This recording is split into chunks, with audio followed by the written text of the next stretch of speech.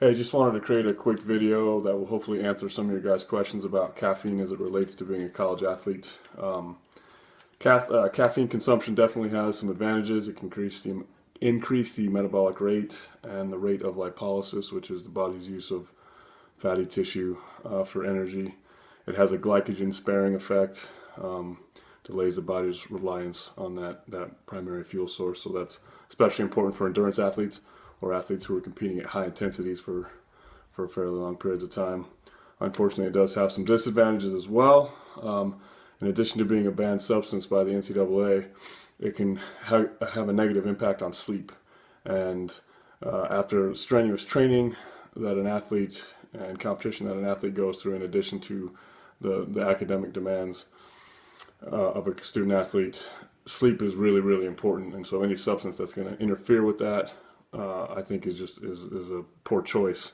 So I think athletes need to be aware of how caffeine can affect their sleep. Some athletes deal with side effects, nervousness or kind of jittery feelings, or headaches.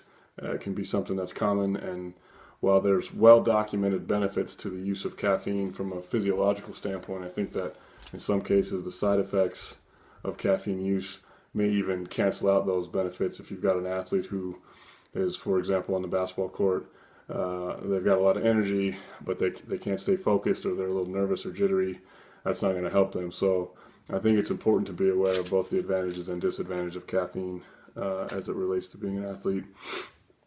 Endurance athletes probably stand to gain the most from caffeine supplementation or consumption, but all athletes, whether being an endurance athlete or an anaerobic strength type athlete, most research indicates that it's beneficial for all types of athletes. So as far as the NCAA regulation goes, it is a banned substance. That does not mean that athletes cannot have caffeine. There's just a threshold that they need to stay under when it comes to test time. So the NCAA rule indicates that a urine sample that has 15 micrograms per milliliter of caffeine in a urine test would be considered positive. So, and the guideline was set up so that that threshold would require fairly high consumption of caffeine. So the rule is really set up to allow athletes to consume caffeine at normal levels because it is a common substance. In addition, obviously, to being in coffee, it's also in soft drinks and over-the-counter medicine, certain sports supplements, and even food. So the regulation is not set up to prevent an athlete from having caffeine, period. It's just set up to prevent an advantage if an athlete were to consume 5 or 6 cups of coffee before a game or a tournament. So athletes just need to be aware of that.